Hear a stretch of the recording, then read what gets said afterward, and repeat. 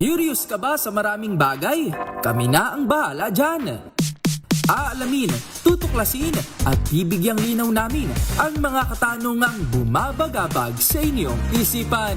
Sa programa kung saan ang bawat sagot ay galing lamang sa mga eksperto.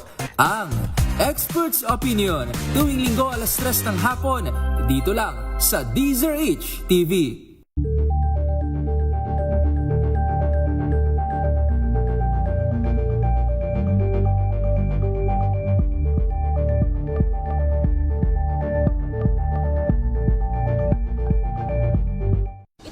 Ng naitalang 17 individual na ang kanilang naaresto. Ng Metro Manila Development Authority o MMDA ang No Contact Apprehension Policy o NCAP sa Metro Manila. Sa ang ilang mga dokumento ay peke. Hindi rin legal ang employment na ipinangako sa kanila. Sa mata ng batas, mananagot ang sangkot at may sala. Dahil sa bawat paglabag, may karampatang parusa. Alamin ang mga pananagutan sa likod ng mga bawal. Dito sa Hoy! Bawal Yan, tuwing Sabado, alas 11:30 ng umaga. Dito lang sa DZRH TV.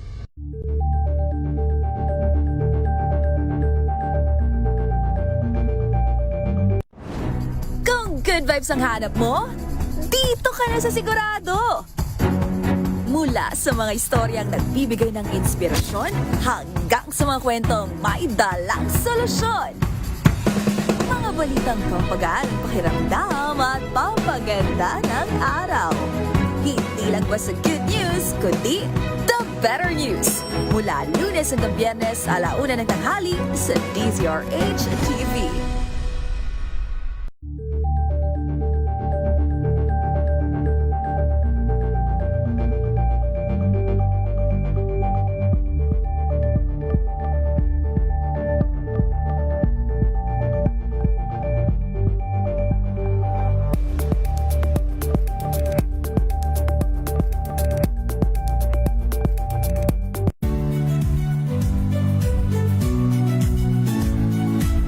Magandang araw mga kaibigan. Ito po ang inyong balerina ng bayan, si Lisa Makuhay Lizalde, na nag-aanyaya sa inyong samahan kami at ang aming mga espesyal na panauhin para sa kalahating oras ng masayang kwentuhan sa aming programang Art to Art. Kayo sa programang Pangkalusugan, Lunas. Lunas.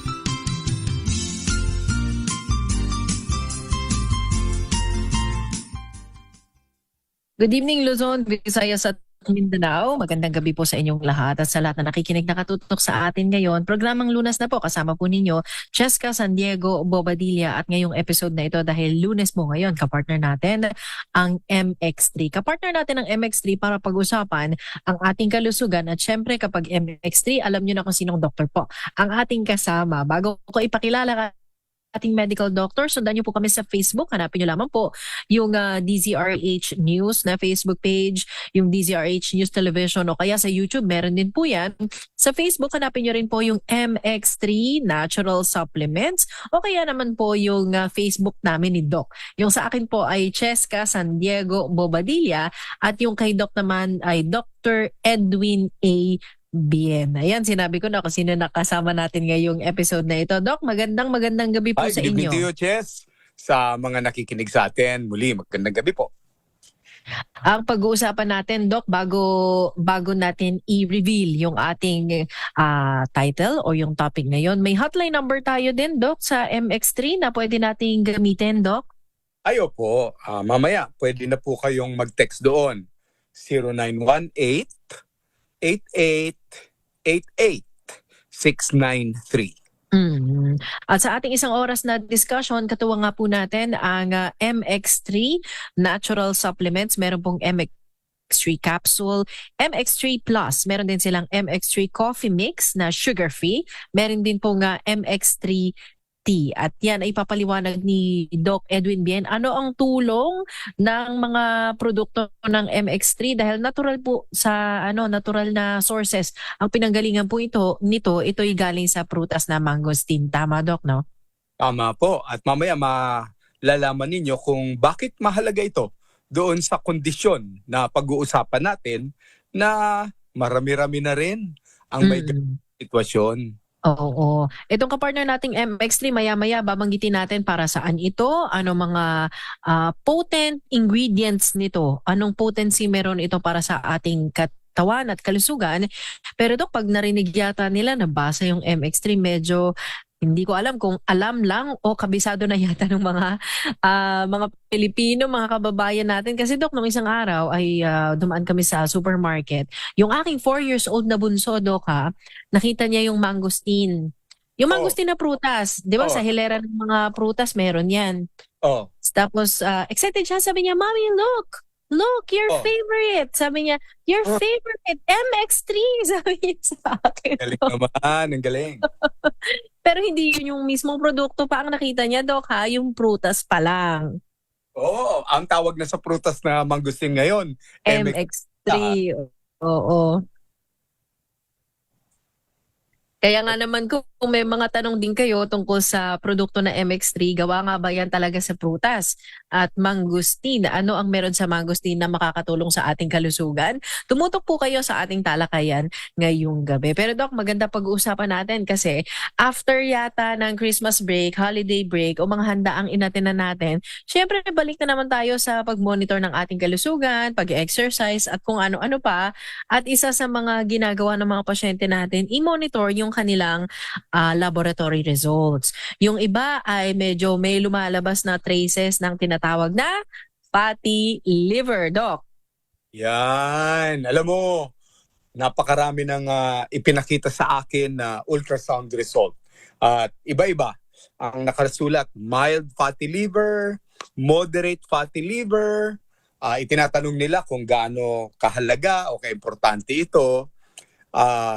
Ngayon, pag-usapan natin yung myth and facts. Ibig sabihin, mga totoo at hindi totoo tungkol sa fatty liver. Okay, so simulan na natin, Doc. Actually, may mga ibabahagi tayo para do sa mga nanonood sa atin online o kaya nanonood sa atin sa pamamagitan ng telebisyon kung ano yung mga dinidiscuss ni Doc. So siguro para sa mga naka-audio streaming ngayon o nakikinig sa atin sa radyo, de-describe na lang natin, Doc. Tama. Kung halimbawa na makakapanood kayo, maganda. Makikita po ninyo yung mga litrato. Kung hindi naman, napakagaling mag-describe ni Miss Cheska. Parang parang yung drama ba sa radyo? Ulinigan mo mapipicture mo sa pag-describe lang May imagine mo na rin, Doc, no? Oo, alam mo naman, di ba? Pag naalala ko talaga, alam mo, nagmarka sa akin yun nung dinala mo ko doon sa inyong drama studio. Kung paano yung naglalakad yung tao, ano yung sound effects nun, butong hininga, etc. Nakatutuwa doon sa mahilig sa radyo drama. Oo, na-enjoy mo yun, Doc, no? At medyo nasubukan mong mag-dub o magbasa ng ilang linya sa drama. Tumaas nga ang respeto ko doon sa mga artista ng drama radyo Totoo. So, oo. Kasi sa boses lang nila na ibibigay nila yung emosyon. Tapos, mapipicture mo kung ano yung sinasabi nila Nagagawin mo mamaya dahil ipapaliwanag mo yung mga pinadala kong picture. Okay. So sige, Doc, simulan na natin para dun sa mga nag-aabang, ano ba itong fatty liver na condition? Okay. Ngayon, mayroon akong ipinadalang picture number 1, ang pagkakaiba ng healthy liver at saka ng fatty liver. Okay. I-describe mo yung healthy liver, paki-describe mo yung itsura ng fatty liver. Okay, sige, Doc. Simple lang. Mga nakikinig sa atin, nakapunta na po kayo sa palengke. Ang tumingin ng atay ng baboy, atay ng baka, o kaya kahit atay ng manok. Kapag ito po kulay brown. Pag hinawakan nyo po ito, ang consistency nito, malambot kapag inyong pinisil-pisil. Tapos wala kayong mararamdaman ng mga bukol-bukol kasi pino siya Parang pumipisil ng ng yung nasa lata na liver pate. Ganun ang So, yan po ang ating normal at healthy na liver. Fatty liver. Oo. So Doc, kung yung healthy liver medyo brownish, pero healthy brown, hindi po yung dark ha. Healthy brown, medyo makinis pa yan Doc, no? Pag nakikita natin sa mga palengke, supermarket. Pero Doc, parang itong dinescribe mo na mayroong fatty liver, parang nakulapol yata ng mantikilya o butter itong kanyang itsura. Tama, sa labas at sa loob. Alam mo, kapag hiniwa namin ito, ang itsura nito, isipin na lang po ninyo yung dinescribe ko kaninang atay na kulay brown. Kunyari, hiniwa natin sa gitna, isipin ninyo na kunyari, nagtanim kayo sa loob nito ng bacon. Maraming bacon. So pag hiniwa nyo ngayon, yung tinanim yung bacon sa loob, ito yung talagang tumatakbong mga taba sa loob ng atay. Yan. Okay. So kita talaga siya Doc pag hiniwa mo or pag in-ultrasound, kita talaga. Oo, ang itsura nga, parang sa bacon, tumutulay yung taba, parang parihaba. Siyang Gumuguhit. Oo, gumuguhit. At iba ang consistency niya sa picture ng ultrasound. Kasi yung ultrasound, parang tuldok-tuldok na brown yung normal, samantalang yung taba, ano lang siya, kulay puti o dilaw na linya. Yan ang fatty liver. Okay. Pero Doc, itong pinakita mo yata, medyo advanced stage na ito ng pagkakaroon ng fatty liver. Hindi naman agad-agad magiging ganyan ang itsura ng kanilang atay. Hindi naman. Marami pa. Sabi ko nga, may mild, may moderate, may severe. Yan. Okay. Ngayon, ito ang mahalaga. May stages yan. Okay. Yan. Yang stages na yan, depende kung inyo itong babaliwalain o aalagaan ninyo ang inyong katawan. Napakahalaga po dyan na malaman nyo na ang fatty liver may stages po. At with your permission, Ms. Chess, paki-describe mo nga itong 1, 2, 3, 4, 5 stages na damage ng atay. Oo, nako parang itsura ng iba-iba ang kanilang itsura, kulay, malamang sa texture din to, iba Doc, no? Nagsimula tayo doon sa unang klase, yung healthy liver. Sabi mo nga medyo brownish pink, makinis, shiny pa ang itsura ng surface niya. Kapag nagkaroon na ng fatty liver, it's either Doc, medyo namumutla, naninilaw, at may presence ng fats, Doc. Alam niyo naman ang itsura ng ng taba di ba? Halimbawa na lang po, nagluluto ng taba ng baka, yung kulay na yun ang fatty liver. Okay. Yellowish talaga, Doc, no? Yellowish na pag hinawakan mo siya, hindi na siya kamukha ng healthy liver na grainy. Ito, slimy. Dumudulas na sa daliri. Okay. So, hindi na siya pag hinawakan mo firm. So, medyo may, pasintabi ho sa mga kumakain, medyo may lagkit na ito, Doc. Tama. Lagkit at dulas. Oo. Okay. Yung susunod, Doc, ay ano ang manifestation naman itong ikatlong itsura? Fibrosis, Doc. Mas mas brownish siya ng kaunti, tsaka parang mas nakikita mo yung may bukol-bukol ng kaunti sa kanyang surface, Doc. Nagsisimula na. So, kumakapa nung healthy liver pa rin, pero sa loob niya, may mga munggo-munggo. Yan. Okay. Munggo-munggo. O parang buha-buhangin na malalaki.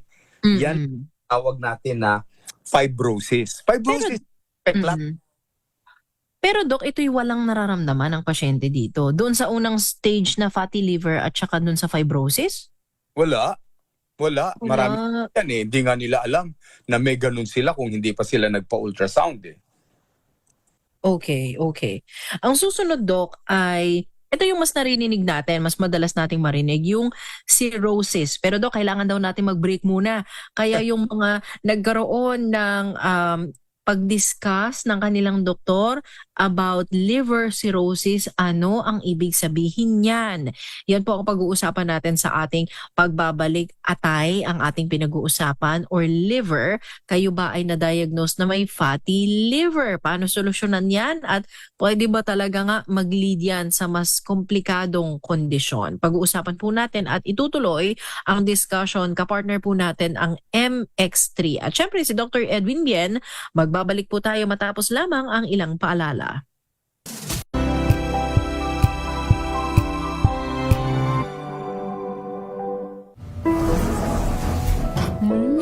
Amoy forever.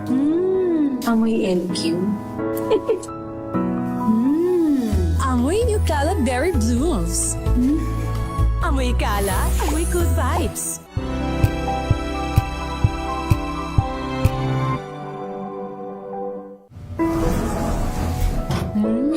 Amoy forever. Amoy LQ. Amoy New Cala Berry Blooms. Amoy Cala, amoy good vibes.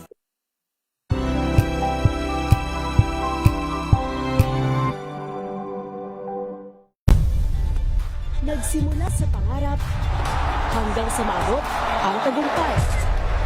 Iba't ibang kwento, iba't ibang mukha ng atletang Pilipino. Mas pinatindi, mas pinalakas, at mas pinaaksyon sa Match Point tuwing Sabado, 12:30 ng tanghali sa DZRH TV.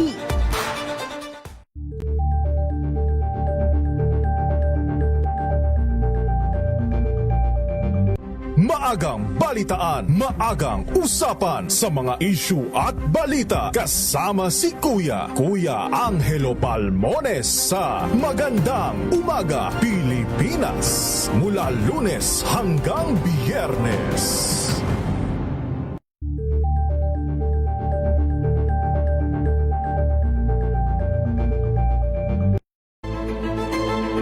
Pakikinggan ang bawat panig.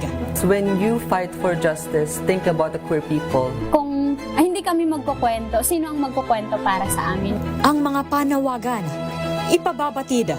Hindi talaga ito masusing pinag-aralan ng gobyerno. The women who are beaten and abused. It's time to listen to their voices. Hayan ang iba't ibang boses, mga kwento mula sa iba't ibang anggulo. Dito lang sa Point of View.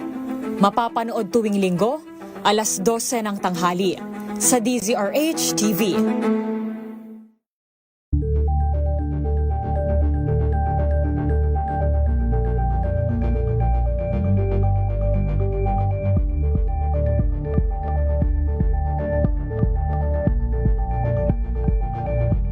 Curious ka ba sa maraming bagay? Kami na ang bahala dyan. Aalamin, tutuklasin at bibigyang linaw namin ang mga katanungang bumabagabag sa inyong isipan. Sa programa kung saan ang bawat sagot ay galing lamang sa mga eksperto. Ang Expert's Opinion, tuwing linggo alas 3 ng hapon, dito lang sa DZRH TV.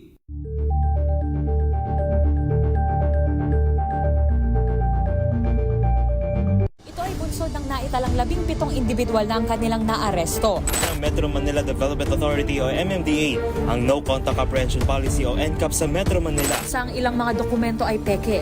Hindi rin legal ang employment na ipinangako sa kanila. Sa mata ng batas, mananagot ang sangkot at may sala. Dahil sa bawat paglabag, may karampatang parusa. Alamin ang mga pananagutan sa likod ng mga bawal. Dito sa Hoy! Bawal yan! Tuwing Sabado, alas 11:30 ng umaga. Dito lang sa DZRH TV.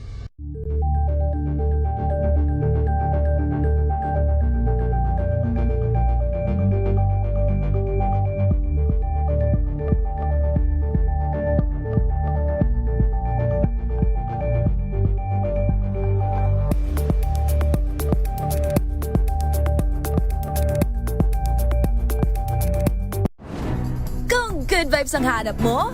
Dito ka na sa sigurado! Mula sa mga istoryang nagbibigay ng inspirasyon hanggang sa mga kwentong may dalang solusyon. Mga balitang pampagaan ng pakiramdam at pampaganda ng araw. Hindi lang ba sa good news, kundi the better news. Mula Lunes hanggang Biyernes, 1:00 ng tanghali sa DZRH TV.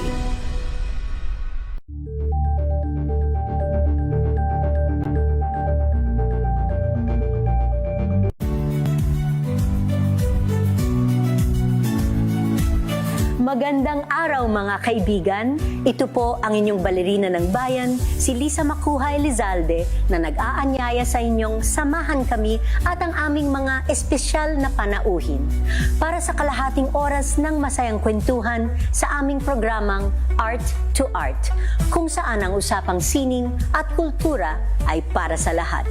Huwag kaliligtaan, tuwing linggo, 3:30 ng hapon, dito lamang sa DZRH Radio, DZRH TV, at via online streaming.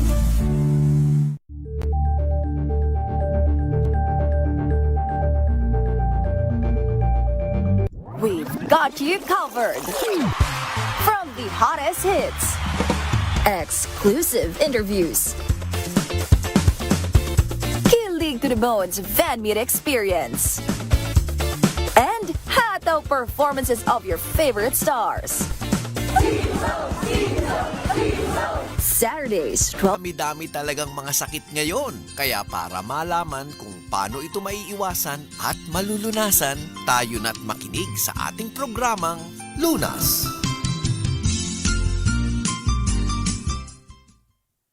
Balik tayo sa programang Lunas. Balikan natin si Dr. Edwin Bian. Fatty liver ang ating pinag-uusapan at sa ating discussion, katuwang natin ang MX3 Natural Supplements. Bago natin i-discuss maya-maya anong maitutulong sa atin ng MX3, yan po ay gawa sa pure Garcinia mangostana or mangosteen. Balikan muna natin si Dr. Edwin Bian kasi kanina may stages yan, ano? Iba't ibang itsura, iba't iba ang salat, di ba, ng stages ng liver damage. Una, healthy. Dinescribe natin yan kanina, pati ang kulay. Ikalawa, yung may traces na of fatty liver. Pangatlo, yung mayroon na siyang bahagi na bukol-bukol o nagkakaroon na ng tinatawag na fibrosis o fibrous na siya. At medyo mas matigas na ito ng konti, Doc, no? Kumpara sa may fatty liver. Yes, ang pakiramdam nito, rubbery. Parang goman. Rubber. Oo. Pero kapag sinabi naman na cirrhotic, ganun ba ang term, Doc? Cirrhotic na ang liver niya. Cirrhotic yung tao. Cirrhosis yung kondisyon. Okay. Dito, mayroon ng mga sintomas yung taong nagsasuffer nito. At ang una niyang nararamdaman, takot. Okay. Kasi nakikita na niya, unti-unti na siyang naninilaw, nangangayayat, nanghihina. Okay. Pero Doc, bago dumating sa liver cirrhosis, di ba matagal na panahon ng pag-progress ng sakit? Depende sa tao eh. Yes, may mga iba na taon ang inaabot, pero may mga nakita ako na buwan lamang, 1 or 2 months. Depende siguro kung siya ay may bisyo, yung kanyang mga kinakain, mayroon din siyang mga iba pang karamdaman sa katawan na nagpapabit para lalong masira yung atay. So Doc, from the moment na siya na-diagnose na may fatty liver, may possibility na months lang pwede mag-progress yan into fibrosis and cirrhosis? Kung na-diagnose siya fatty liver, hindi naman niya hinintuan ang kanyang bisyo. Manginginom, naninigarilyo, marami siyang mga iniinom na self-medication, konting kirot, pain reliever. Yun pwedeng magpabilis nito. Akala natin, Doc, ang nakakasira lang at nakakapag-cause ng fatty liver at kung ano-ano pang problema sa atay ay yung matatabang pagkain lang, Doc. Naku, yan ang ating babaguhin sa pagtatapos ng ating usapan. Hindi. Hindi pala. Oo. So kung humantong na nga sa cirrhosis, yung kaninang diniscuss natin, Doc, it can lead always ba o most of the time lang, it can lead to cancer, Doc, of the liver? Not always, no? Kasi ang pagkakaroon ng cancer, it can happen to anybody. pero mayroong kakayanan ng ating katawan para puksain kung may mga tumutubong cancer cells. Yun na depende sa ating naturalesa. Pero kapag bumababa ang ating naturalesa, yung mga abnormal na selula ay pwedeng manalo. Dito ngayon, nagiging cancerous ito. So, I will not say na cirrhosis is 100% going to cancer, no? Pero with a weak immune system at patuloy na pag-observe ng mga mali sa kanyang lifestyle, malaki ang chance na maging cancerous ito. Okay. Doc, lahat ng stages na yan from healthy to may fatty liver hanggang may fibrosis, may cirrhosis to cancer, alin dyan ang reversible pa? Well, para sa akin ganito kung early stage cirrhosis, kagandahan naman ng ating atay, may kakayanan itong mag-regenerate with new cells. So may mga na early stage pa lang ang kanilang cirrhosis, with proper treatment, lifestyle changes, pwede bumalik paurong na back to a little bit more healthy. Okay. Sige. Ang next slide natin, Doc, i-discuss naman natin sa kanila. Kadahilanan. Sino-sino ang nagkakaroon ng fatty liver? Maaari ba isa-isahin mo yung 6 na ito? Okay. Habang pinapakita namin ni Doc yung slide at i-describe namin isa-isa sa inyo, may mga naririnig na rin ako na sinasabi, sa panahon naman ngayon, halos lahat ng tao may fatty liver. Yun ang sabi, Doc. Is it true? Or hindi ka ba dapat din mag-alala? Kasi common na yan Common na rin.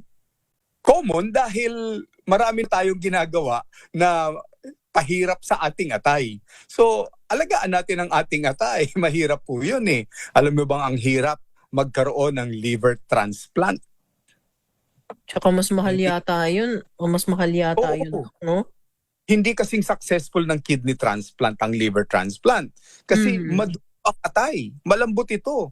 Konting hiwa mo, pwedeng duguin ng tao. Naku, okay. Dakuan natin yung mga causes o dahilan ng pagkakaroon ng fatty liver o yung matataba o nagiging mataba yung ating atay. Number 1, yun nga sinabi ni Doc kanina, side effect ng medications o mga gamot na iniinom natin. Yes, wag po tayong maniwala sa mga commercial na safe ito kahit walang laman ng tiyan, konting kirot, inom kagad ng pain reliever, magse-self-medicate tayo ng antibiotic, etc. Ang mga chemical na ito ang nagpa-process ang ating atay. Because one of their purpose is cleansing and detoxification of the blood. Okay. Isang cause din, Doc, ng pagkakaroon ng fatty liver ang may mga presence of fat sa dugo. Teka muna, bad fat, hindi good fat. Okay. Good fat galing sa tiyan ng bangus o isda. Okay. Bad fat, galing ngayon yan doon sa mga tinataktak natin na halimbawa ay sinigang na taba ng baboy na 1 inch ang kapal. Okay. May sausaw pa sa patisyon. Maalat pa, Doc. Oo Sarap na sarap sila. Yung kanilang bigote, basang-basa ng pawis. So, yun ang isa sa mga pwedeng culprit pala o dahilan, Doc, no? Diabetes, Doc, yung mga diabetic na nakikinig sa atin. Ang asukal ay napakahirap para sa ating atay na i-filter.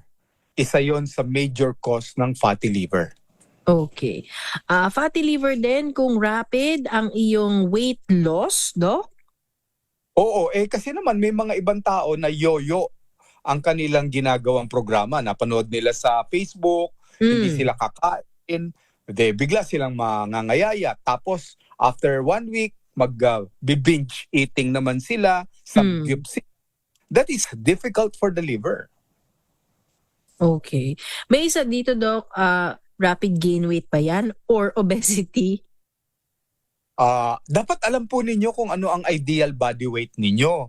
Hindi na ngayon masyadong uso yung BMR. Kasi yung BMR, maganda yan kung hindi malalaki ang mga muscles nyo, no? Kasi kung maskulado kayo, tataas talaga ang BMR ninyo, no? Ideal body weight based on your height. Yan po ang inyong alamin. Okay. At ika-6, Doc, genetic o namamana? Pwede, kung mahina talaga yung pinamana sa yung cellula, baka sakali prone ka. Okay. So yan yung mga kadahilanan. Pero may mga iba pang dahilan, Dok, pero rare na siguro yun. Ito yung mga more common reasons, Dok. Actually, hindi rare eh. Sa karamihan ng nakikita kong nagkakaroon ng cirrhosis of the liver na nagsimula sa fatty liver, pamumulutan. Ano, Dok? Pamumulutan. Mamumulutan. Manginginom kasi. O kaya, yung hindi naman daw sila umiinom, mahilig sila sa pulutan din, Dok, ha? Pwede rin. Oo, Pwede. naku. Doon sa inuman may baon na kanin. Diba? Kumain na ng husto. Pero Dok, ang Chicharong bulaklak. Oo, chicharong bulaklak. Yung mga, ngayon no, ang dami na rin na mga commercially prepared na mga ganyan, Dok, na ginagamit sa happy. Dati happy ang tawag, ngayon. Kahit sa mga bar, Dok, no? Yung mga kabataan, laman ng bar. Mataas yung kasong yan. Oo. Sintomas naman ng fatty liver ang ating pag-uusapan sa ating pagbabalik. Kung may tanong po kayo, may hotline number, ang MX3 0918-88-88693. Ulitin ko po ang number 0918-48693. Babalikan natin si Dr. Edwin Bian para malaman ano bang nararamdaman ng isang taong may fatty liver. Ito po programang Lunas, tayo ay magbabalik. This time...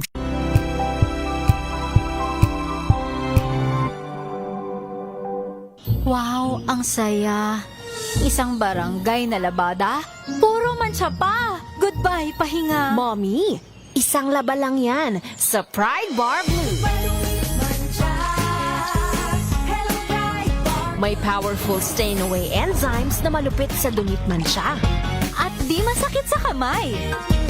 Isang laba lang yan. Hello, pahinga. Hello, Pride Bar Blue. ACS. May nagbago. May arte. May budget. Akala nyo lang yon. So solid. White Rose Papaya. Wow, White Rose. White Rose Papaya. Wow, White Rose. White Rose Papaya. May glow up with a White Rose Papaya. White Rose Papaya. May puti power times 2 kasi may papaya at niacinamide. May shea butter and tea tree oil pa. Kutis sulit ang glow up. White Rose Papaya. Kutis sulit ang glow up. Hello, Washi! Laundry day na naman! Yay! Anong meron? Mancha ng chocolate, putik, may libag pa! Kaya natin yan! With Pride Washing Machine Detergent, may triple stain-away formula. Tanggal ang makapit, madikit, at malupit na dumit mancha.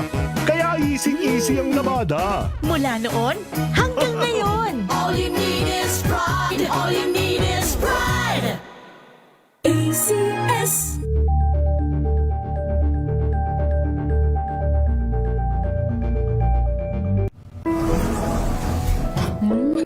Amoy forever. Amoy LQ. Amoy New Calab Berry Blues.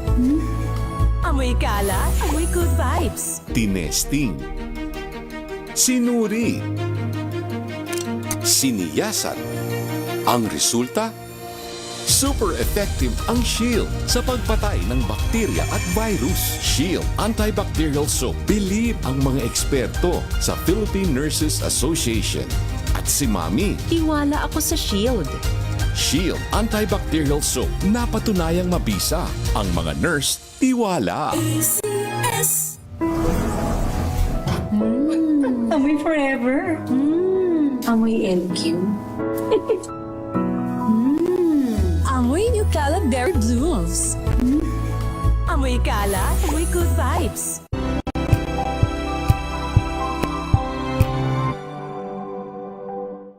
Maagang balitaan, maagang usapan sa mga issue at balita. Kasama si Kuya Angelo Palmones sa Magandang Umaga Pilipinas. Mula Lunes hanggang Biyernes.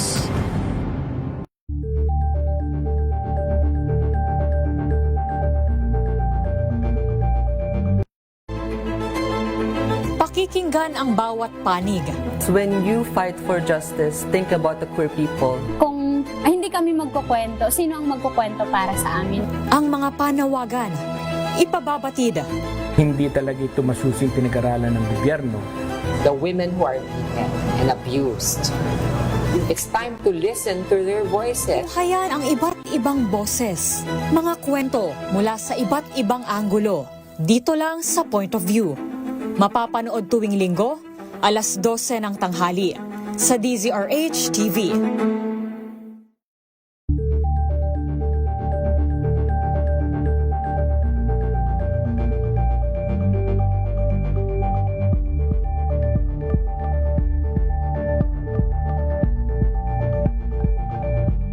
Curious ka ba sa maraming bagay? Kami na ang bahala dyan. Aalamin, tutuklasin at bibigyang linaw namin ang mga katanungang bumabagabag sa inyong isipan.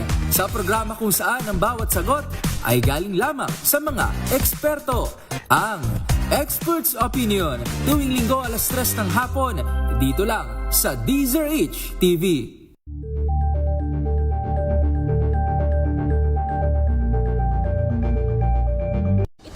Ng naitalang 17 individual ng kanilang naaresto.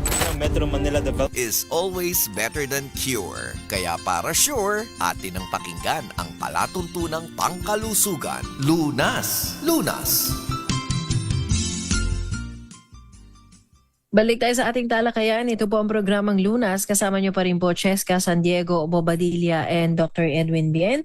Tuloy tayo, Doc, dun sa ating pinag-uusapan about fatty liver. Paano malalaman anong nararamdaman ng isang taong may fatty liver? Sabi mo kanina, wala, Doc. Pwedeng wala, pero ngayon, pwede ring may maramdaman sila. Okay. Iba-iba rin naman kasi ang sitwasyon ng tao, no? Pero yung iba, medyo delay na bago sila may maramdaman. Ito yung mga nararamdaman nung medyo delay na ang kanilang fever. Okay.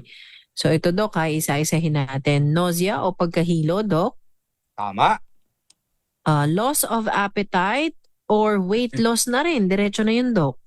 Oo, ibig sabihin medyo umaabante na yung kanyang fatty liver. Okay. Meron ding nararamdaman na abdominal pain o kaya fullness in the upper right side. So, kung sa bandang kanan po ninyo, bandang taas, ano yan? Sa baba ng rib cage, Doc? Tama. Sa bandang kanan, sa baba ng rib cage. Alam mo, yung nararamdaman nila para silang laging busog. Naku, ganun. Parang ikaw ay bloated, Doc. Oo, bloated ka. Tapos hindi mo maipaliwanag bakit. Tapos hinahangin ang tiyan mo. Yun, ang mga nararamdaman nila. Siyempre, classic na ito. Yellowish skin and yellowish din yung, kumbaga yung puting part dapat ng iyong mata. Medyo yellowish din, Doc. Oo, yan, nagsisimula na. Pero ang pagkadilaw nila, hindi dilaw na dilaw, light yellow. Parang straw colored ang pagkadilaw nila. Okay. Extreme tiredness, hapong-hapo, Doc. Oo, yung lagi ba silang pagod na hindi nila maipaliwanag bakit? Ako naman tayo, Doc, doon sa sinabi mo kanina na mahilig kasi sa matatabang pagkain at marami pang ibang dahilan, Doc, na binanggit tayo kanina. Pero ang diet ng isang taong may fatty liver, ganito dapat. Oh yes, ano ang mga dapat nilang kainin kung sakali man na ma-diagnose sila na may fatty liver para makawi sila? Okay. Unahin natin yung mga dapat kainin, mamaya yung mga dapat iwasan, Doc. Tama. Okay. So kahit na nakakakita po kayo dito sa aming fina-flash ni Doc ng larawan ng tinapay, hindi ho yan magtinapay kayo ng marami kasi dapat iwasan pala ang carbs na medyo marami, Doc, no? Oo, at saka yung tinapay na ito, pipiliin na nila hindi white bread. Wheat bread. Wheat bread, rye bread, brown bread, yung mga ganong klase. O whole grain bread. Ibig sabihin, yung iba't ibang uri ng grains ang ginamit. Oo. Sa mga groceries, makakabili kayo niyan. Minsan makikita mo pa nga na yung consistency ng bread, medyo may mga butil or buto, Doc, ng grains. Mas maganda yon kaysa yung white bread. Okay. Pagdating naman sa gulay at prutas, dapat non-starchy din ang inyong vegetables and low sugar ang inyong fruits. Tama. pinakamagandang prutas, alam mo, avocado. Okay. Contrary sa paniniwala ng iba na mamantika ang avocado, good ang avocado. Kaya naman pala, Dok, kasama siya doon sa unsaturated fats. Kasama ng olive oil, salmon. So siya lang pagkasabi, Dok. Sa atin, salmon. Salmon. Salmon. So, Dok, kung ikaw ay magsisigang, iwas-iwasan mo na yung baboy. Sinigang na salmon, pwede. Oo, alam mo yung retaso kung tawagin nila na tiyan ng salmon. Yes. Pura-pura yun eh. Oo. Pagdating naman sa lean meat o yung mga protina na dapat wala masyadong taba, Dok. Oo. Okay. Low-calorie drinks. Oo, low-calorie drinks. Ibig sabihin wala na rin masyadong asukal, Dok. Tubig ka na lang or kung magkakape, black na lang, Dok. Oo. O kung hindi man black, may konti sigurong creamer. Kung gusto mo, konting-konti lang ang sweetener. Ito, iwasan ninyo. Maraming magagalit na naman siguro sa akin, lalo na nagtitinda. Milk tea. Oo, medyo humupa-hupa na raw yata yung craze natin sa milk tea, pero maraming ibang alternatives, Doc. Oo, milk tea na may sago-sago. Yan, medyo babawasan talaga natin yan eh. So, dako na tayo doon sa, sabi mo nga, iwas-iwasan, Doc, yung milk tea. Ano pa ang iba nating dapat iwasan? Ito, avoid po yung mga refined sugar. Yan nga yung mga sugary drinks, mga chocolates, lollies, mga sweets, Doc. Tama. O yun. Okay. Sa refined grains, ito nga yung sabi mo kung white rice, white bread, Doc, iwasan na rin po ito. Oo, tapos bawasan, ano? Lalo na kung tayo pinapasyal natin ang ating mga anak. Mamaya ipapakita ko sa inyo, no? May picture na dumarami ang mga bata, may fatty liver. Paano pag pinasyal natin sa mall, kung hindi pizza, burger. Naku. Oo, ang snacks nila or ang dinner lunch nila, no? Pagdating naman sa mga fruits and vegetables na starchy o yung mataas ang kanilang, kumbaga, harina. Yung mga saging, patatas. Patatas ang kulay dyan eh, lalo na yung french fries. Ay, nako. At saka syempre, Doc, pagdating sa drinks, bukod dun sa mga matatamis na binanggit natin kanina, alcoholic drinks. Dapat, oo. Kung na-diagnose ka na, huwag ka na talagang kakain nun. Oo. Okay, liver management naman para maiwasan ang pagiging fatty ng ating liver. Actually, Doc, alam na natin to eh. Kailangan ulit-ulitin lang talaga sa ating mga kababayan, pati sa mga sarili natin. Number 1, kailangan natin ng regular exercise. Kailangan din natin ng... Ayaw naman natin lakad sa umaga eh. Sabi ng mga pasyente ko, Doc, mainit eh. Ay, Doc, mangingit ako eh. Kaya nga. Ayaw na nating pagpawisan, Doc. Oo, ayaw na pinagpapawisan. Doc, nanlalagkit ako eh. Doc, magta-tricycle na lang ako eh. Kasi nasa 3 metro yung pupuntahan ko eh. Magta-tricycle ako. 3 metro lang ha. So, kailangan pa rin natin ng regular exercise. Kanina, diniscuss ni Doc ang balancing pagkain. Kung maalala ko, Doc, last week ay pinag-usapan natin yung revised o bagong food pyramid, no, Doc? Yes, oo, yun. I think pinost ni Miss Cheska yun eh. Sa kanyang Facebook, hanapin niyo po. So, dapat mas marami ang prutas at gulay, mas marami yung good oils, good fat, kesa dun sa starchy food, yung mga kanin natin, yung ating mga tinatinapay, yun ang pinakakaunti. Tama. Okay, no plastic usage, Doc. Ano to sa mga pet bottles, sa ating mga iniinom na drinks? Alam mo, yun maganda na ngayon. May mga shopping center na talagang tinatanggal na nila yung mga plastic kasi alam nila na may mga chemical yon na pupunta sa atay natin yon. So nag-shift sila. Pati yung mga straw, di ba, hindi na plastic. Oo. Pesticide-free vegetables o yung mga organic, mga all natural. Kumbaga, mas maganda nga, Doc, kung ikaw nagtanim, Doc, no? Ay, oo. Alam nyo ako ang ginawa ko, naghanap ako ng mga paso, bumili ako ng loam soil, tapos ako tusok ng mga sanga ng malunggay. Oo. Alam mo pa na malinis dahil ikaw mismo ang nagtanim. Limited na lang din dapat ang intake natin ng processed food. Sabi nga ni Doc, iwas-iwasan yung mga fast food. Kung hindi talaga ma-eradicate, Doc, no? Bawasan yung pag-consume natin ito. Opo. Pagdating sa health supplements, Doc, ito yung importanteng dagdag din natin. That's right. Napakahalaga sa panahon ngayon na mamimili tayo ng mga suplemento na talagang nag-undergo naman ng FDA approval.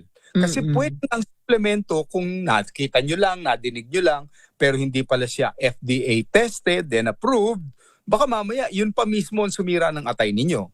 Ayun. Pag-usapan natin sa ating pagbabalik kung yung MX3 ba na isang natural supplement aprobado ng FDA, may maitutulong ba yan sa mga taong may fatty liver at maging sa mga bata?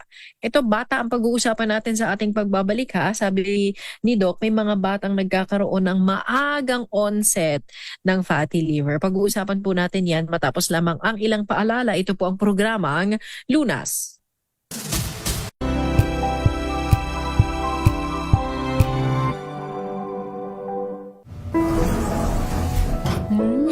Amoy forever.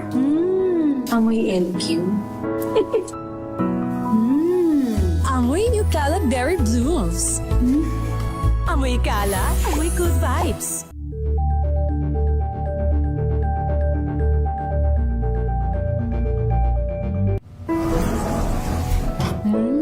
Amoy forever. Amoy LQ. Amoy New Cala Berry Blooms. Amoy Cala, amoy good vibes.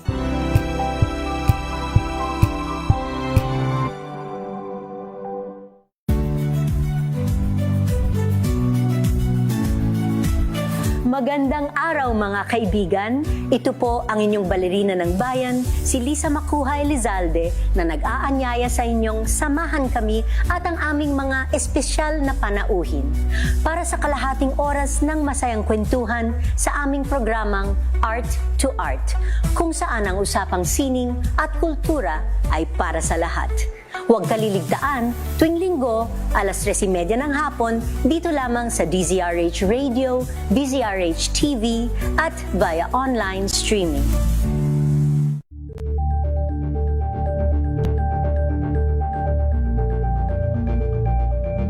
We've got you covered. From the hottest hits, exclusive interviews, kilig to the bones fan meet experience, and hataw performances of your favorite stars. Saturdays, 12 noon, dito lang sa DZRH TV.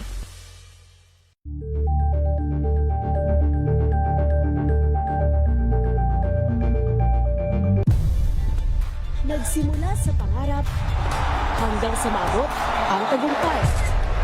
Iba't ibang kwento, iba't ibang mukha ng atletang Pilipino. Mas pinatindi, mas pinalakas, at mas pinaaksyon sa Match Point tuwing Sabado, 12:30 ng tanghali sa DZRH TV.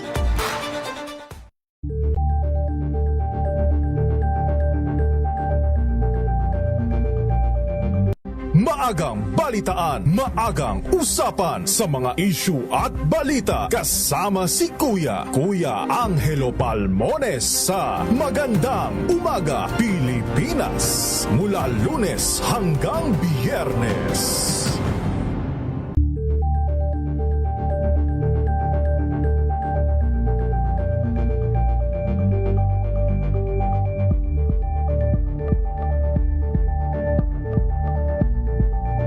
Karagdagang kaalaman kung paano maiiwasan at malulunasan ang iba't ibang karamdaman, atin ang pakinggan ng programang Pangkalusugan, Lunas.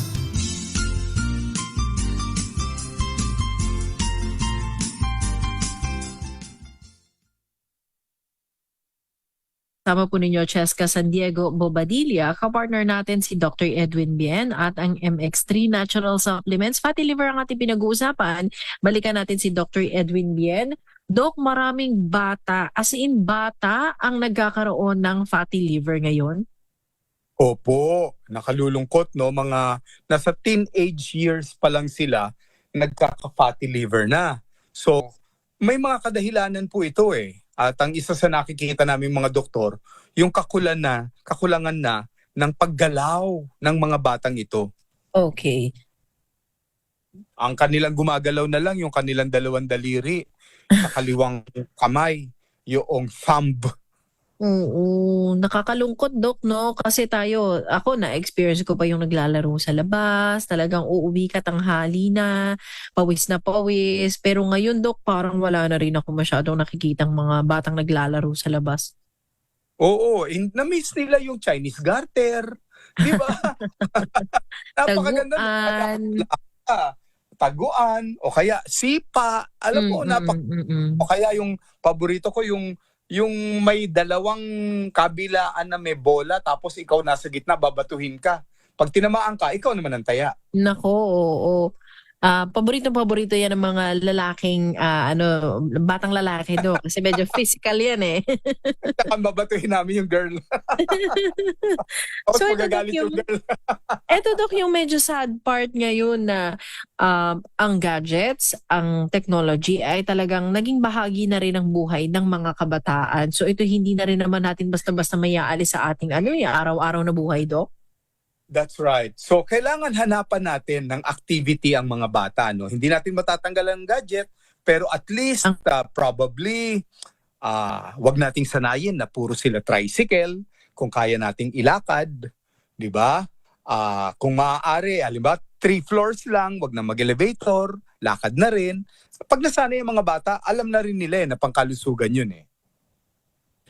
Okay. So, may mga pagkakataon, Dok, na kung ano kasi yung nakikita, of course, sa lifestyle ng inyong family, may influence ang mga bata. So, kung sporty ang mga magulang, sana all, no? Sporty, full of activities para yung mga bata.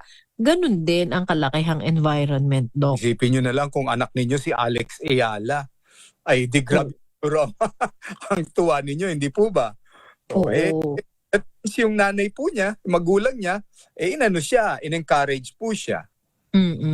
At an early age, sila ay into that sports na rin naman, Dok, kaya hindi nakapagtataka na ganun ang na-achieve ni Alex Ayala. So sana din, no, tayong lahat ng mga magulang ay hindi man tayo maging world class na ganun, pero yung ang aim mo lang talaga is physically active tayo dapat lahat, pati yung mga anak natin. Opo, tama po. Ganun nga.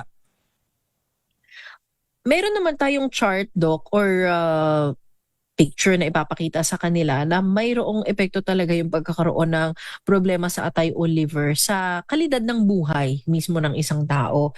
Number 1 is poor ang nagiging quality of life. Oo, kasi nga sakitin yung bata. Yung isa, Doc, dyslipidemia or hypercholesterolemia. Medyo mahaba-haba ito, Doc. Maraming bata, ganyan ha. Bata pa, ang taas na ng kolesterol at saka triglyceride. Tapos bata pa sila, may cirrhosis na. Ibig sabihin, ang atay, matigas na. Alam nyo yun ang pagkakaiba ng cirrhosis at saka ng cancer of the liver ha. Sabi ko kanina yung atay, pag cancer na ito, akala mo, para kang pwedeng ibato sa'yo at mabubukulan ka na sa tigas ng atay. Naku, ano ba yan? Pwede din itong mag-lead sa bone disease, Doc? Umiikli yung bata, nakukuba, hindi sila tumatangkad, dahil apektado yung kanilang buto.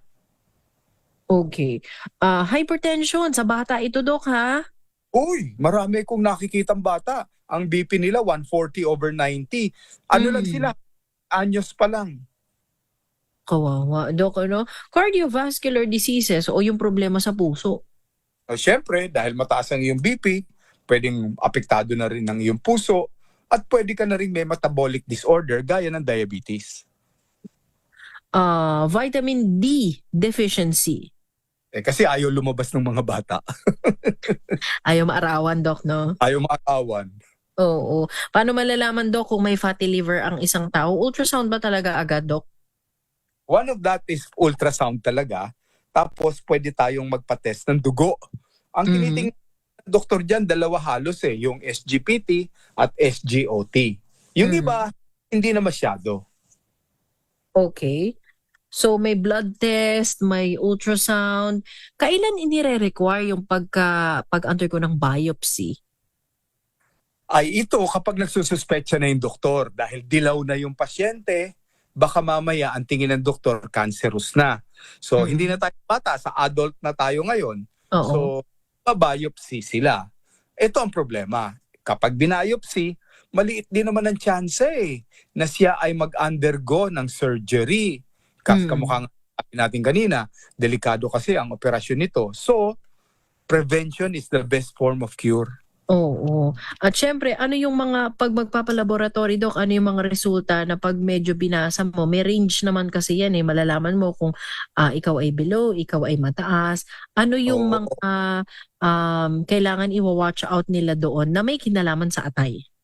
Yung sinasabi ko kanina, SGOT at saka SGPT. Yung ibang laboratory, ang tawag doon, AST at saka ALT. Basta tingnan po ninyo sa bandang kanan, ano yung normal value. Pag kayo lumabas doon sa normal value, dapat nagpapaalaga na kayo sa isang doktor. Okay. Anong doktor ang pupuntahan nila, Dok? Or family doctor? General? Kung bata, pediatrician. No? Okay. Kung halimbawa naman na adult, they can go to their family doctor first. No? Kasi alam na doctor yung history mo. At siya na magre-refer sa iyo sa isang liver specialist. Okay. At Dok, bilin mo din talaga ito na bawasan ng, kumbaga seryosohin mong bawasan talaga ang carbohydrate intake mo kung gusto mong masolusyonan din ang iyong liver problem. Bukod dun sa mga binention mo kanina, Dok, na bawasan ang sedentary lifestyle, kumilos-kilos, bawasan ang pagkain ng mga matataba. Ang lunas dito, Dok, ay bawasan talaga ang carbs. Opo. Wag na po tayo, kahit masarap ang ulam, wag na tayong magdalawang tasa ng kanin. Isang tasa na lang kahit masarap ang ulam. Oo. At kanina, Dok, binanggit mo yung supplementation, no? Dapat talaga nagsusupplement para sa liver? Meron po. Yung MX3 natin ay may anti-inflammatory effect, particular yung kanyang beta mangosteen content, no? So malaki po yun sa pamamaga o inflammation ng ating atay. May binabanggit ka, Dok, sa MX3 na merong alpha mangosteen, beta mangosteen, gamma mangosteen na binanggit mo. Ano yun, Dok? Hiwa-hiwalay daw ba yun na kapsula or iisang MX3 lang ang pinag-uusapan natin? Sa kapsula mismo po, taglay na niya yung tatlong yon, yung alpha, beta at gamma mangosteen doon sa ating 500 mg MX3 capsule. 60 pieces po ito. So ang may papayo ko, take it 2 times a day para maubos ninyo na in 1 month yung isang kahon. Okay. However, kung po nagpositibo na sa fatty liver, huwag kayong matakot. Pwede nyo pong dagdagan. Gawin 3 times a day. Dok, mensahe ho ninyo para dun sa mga may lahi ng fatty liver, na diagnose na may fatty liver at syempre yung ayaw magkaroon ng fatty liver. Marami po ang may sakit na ngayon sa atay. Nung isang usapan namin ni Miss Jessica, sakit sa kidney. Ngayon naman, sakit sa atay. Those are 2 organs that are very important in our body. Huwag po ninyong ibaliwala. Alagaan po natin. And ang MX3 ay isang bagay na makakatulong po sa inyo, may sakit man kayo o wala. Okay. Kung may karagdagang katanungan, anytime pwede kayo mag-PM din kay Dr. Edwin Bien. Hanapin nyo lamang po yung kanyang messenger account, Edwin A. Bien. Pwede rin po kayo mag-message sa Facebook page ng MX3. Yun po yung MX3 Natural Supplements. O kaya naman po sa akin, mag-PM din po kayo, Cheska San Diego Bobadilla. Once again, Doc, maraming salamat sa usapang atay ngayong gabing ito, Doc. It's atay. It's atay. Thank you and welcome. Nagets ko yon, Doc, ha? Thank you. And welcome kay Dr. Edwin Biana. Kasama po natin si Doc, isa pong medical doctor mula po sa DMI Medical Philippines o DMI Philippines. At ang clinic po niya ay sa Lebien Wellness Clinics. Para sa mga katanungan, i-message lamang po yung hotline number na 0918-8888-693. Nakasama niyo rin po ngayong gabi, Cheska San Diego Bobadilla sa programang Lunas. Susunod na po ang programang Lunas Extension. Mga kalunas, tandaan, bawat karamdaman ay kayang lunasan. At para madagdagan pa ang kaalaman, manatili pa ring nakikinig dahil ang Lunas may extension na sa ilang saglit. Lunas Extension.